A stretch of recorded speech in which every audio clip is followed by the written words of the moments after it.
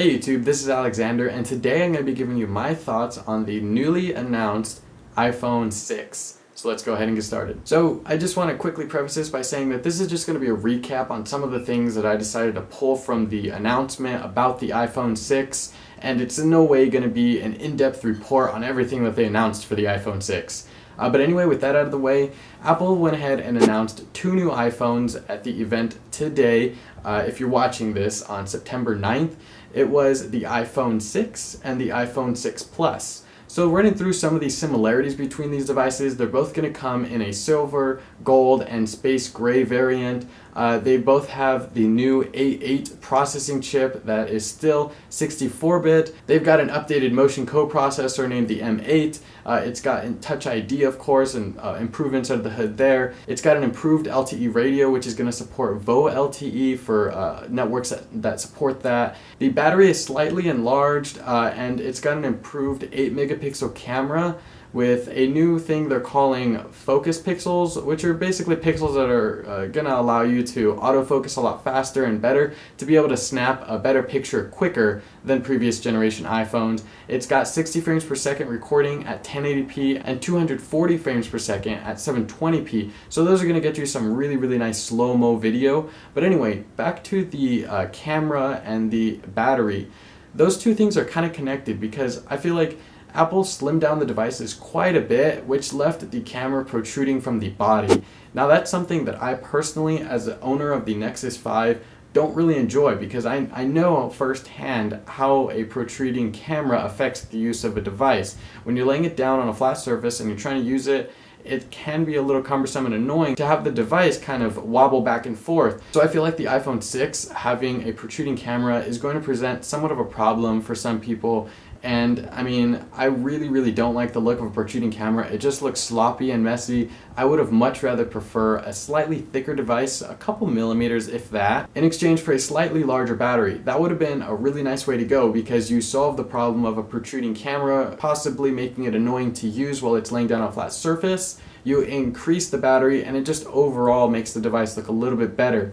So I feel like they should have gone that route and not worried about how thin the device was, but rather trying to stick a bigger battery in there and making it look a little bit nicer.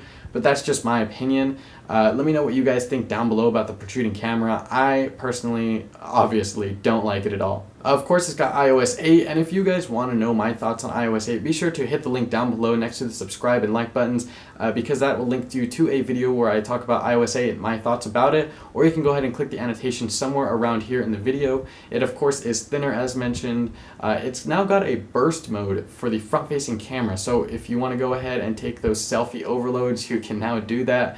And it's got Apple Pay, which is essentially like Google Wallet, except it's for Apple devices, of course, like your watch or your phone. And what it's going to allow you to do is pay with your phone using NFC, a technology that's been in Android phones for quite a while, so if you guys have been using it, you might be familiar with it.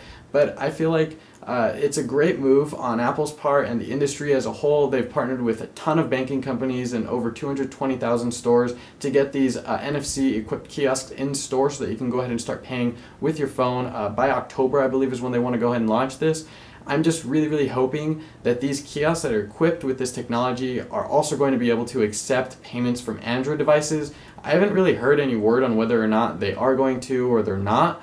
So I would just kind of hope that they're going to go ahead and allow other devices equipped with NFC to go ahead and pay through other means, i.e. Google Wallet. That'd be great, and fingers definitely crossed on that option. And both models now sport a new design, although HTC doesn't seem to think so with its latest jab at the new iPhone 6, welcoming it to the party of a nice design. And a similar jab has been thrown towards the iPhone 6 by the controversial company OnePlus in their latest tweet.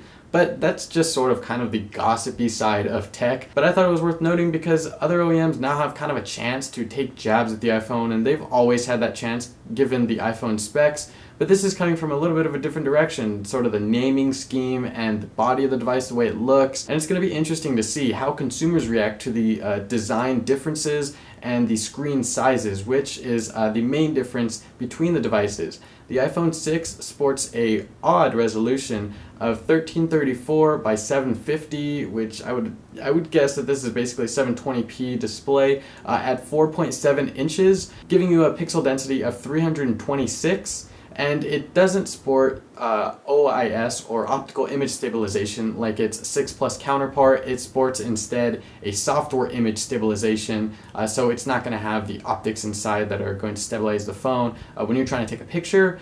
While the 6 Plus has a more standard traditional 1920 by 1080 HD 5.5-inch display, giving you a PPI of 401. So both of these devices are really sharp, and you're not really going to notice any pixels unless you're holding it really close to your face, which might just be a little awkward if you're doing that. And the 6 Plus does support OIS, or optical image stabilization, which can be nice when you're trying to take a photo in low light, or maybe your hands are shaky.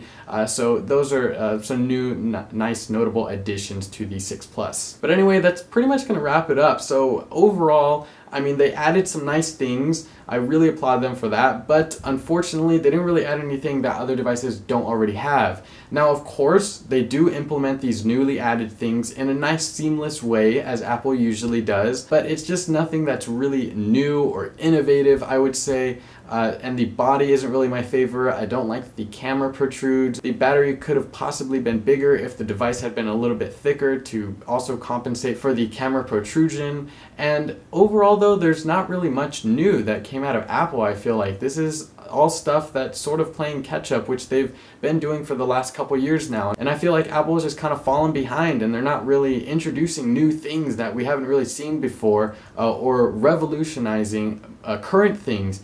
And I mean, I hope that they get back on track. I mean, I hope that we see an Apple like we used to, where they would be able to awe and really shock audiences everywhere, whether you were an Android fan or an iOS fan. And I feel like they're kind of losing their spark in that way. They didn't really do that this year. But I mean, there's always next year, and there's upcoming events, and they've got other line of products that they can focus on. But I mean, I just hope it isn't always going to be a catch-up game with Apple, because they really do introduce nice hardware materials, so it would be nice to finally see them introduce something new with those really nice looking materials. But anyway, that's just my thoughts. That's why this is called My Thoughts. Let me know what you guys think down below with a comment. If you guys enjoyed the video, don't forget to hit that like button, and definitely subscribe down there for more if you guys want to see more content like this and everything else that I have on my channel show up in your subscriptions inbox when I upload a new video of this kind. That's pretty much been it though. I will catch you guys in the next one. Peace. And definitely subscribe.